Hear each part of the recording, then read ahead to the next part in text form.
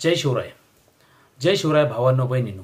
मी तुमचा मित्र बंधू सखा नाना गावठी शंकर नाना यूट्यूब चॅनलमध्ये तुमचं हार्दिक स्वागत.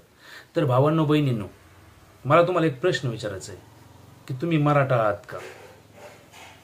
तुम्ही मराठा आहात, गरजवंत मराठा आहात, पण आणि तुम्ही सोशल मीडियावरती ॲक्टिव्ह पण आहेत. फेसबुकवर पण तुम्ही ॲक्टिव्ह आहे, इंस्टाग्रामवर तुम्ही ॲक्टिव्ह आहे, यूट्यूबवरती तुम्ही ॲक्टिव्ह आहे. तुम्ही प्रत्येक सोशल मीडियाच्या प्लॅटफॉर्मवरती ॲक्टिव्ह आहे.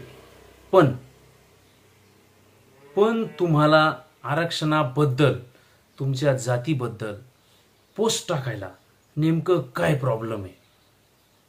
फक्त एक काम करा ना, दररोज प्रत्येक मराठ्यानं, जो जातीवंत मराठा आहे, गरजवंत मराठा आहे, त्या प्रत्येक मराठ्याने दररोज एकच पोस्ट, आरक्षणाबाबतीची एक पोस्ट फक्त सोशल मीडियावरती टाका. अरे आपल्या लेकरा बाळांच्या भविष्यासाठी, आपल्या लेकरा बाळांच्या पोटात अन्नाचा सुखाचा घास जावा म्हणून तो माणूस, जातीसाठी वेडा झालेला माणूस मनोज जरांगे पाटील हा उपोषण करतोय, शांतता रॅल्या काढतोय, स्वतःच्या घरावरती तुळशी पत्र ठेवलं, पण समाजाचं काम करतोय, जातीचं काम करतोय, आणि आपण त्यांच्यासाठी एक पोस्ट टाकू शकत नाही. एक पोस्ट हवा. आता भलेही आता त्यांच्या शांतता रॅल्या चालू आहे, नाही तुम्ही जाऊ शकत तिथं, नका जाऊ, पण घरात बसून सुद्धा, तुम्ही शेतात काम करता करता सुद्धा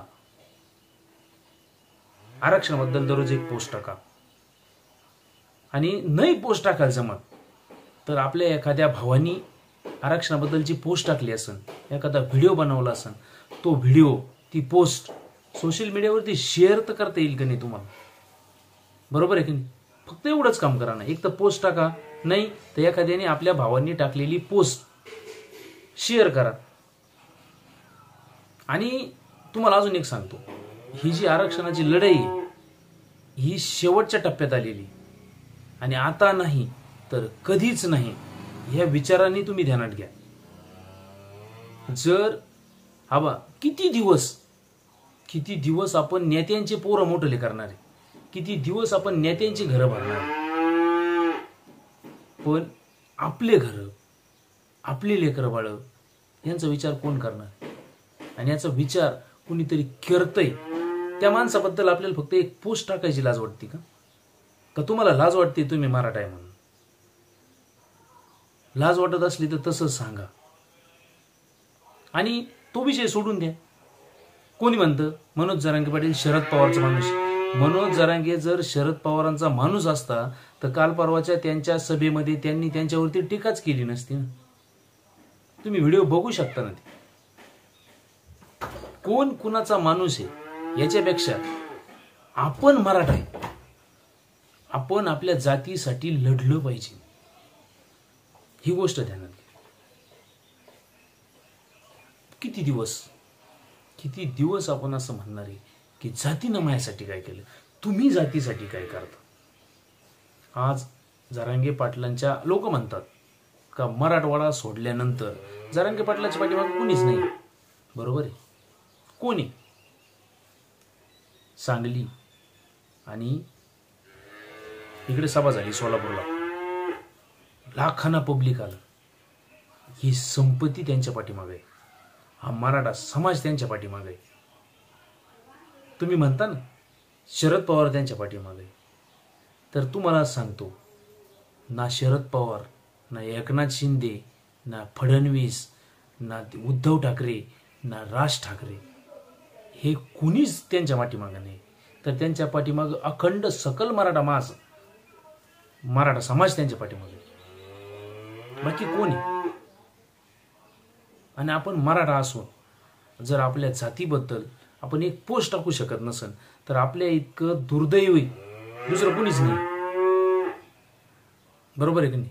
आज जरांगे पाटलांची सभा कुठे आहे? कोल्हापूरला. मग तिथं फक्त कोल्हापूरच्या जे लोक आहेत मराठा समाजाचे तेवढेच गोळा होणार आहेत का? आसपासचे पण मराठा समाजाचे लोक येणार आहेत ना. मग तुम्ही विचार करा ना, तो माणूस हाताला सलाईन लावून समाजाचं काम करतोय आणि लोक, आपलेच लोक त्यांच्यावर भुंकतात.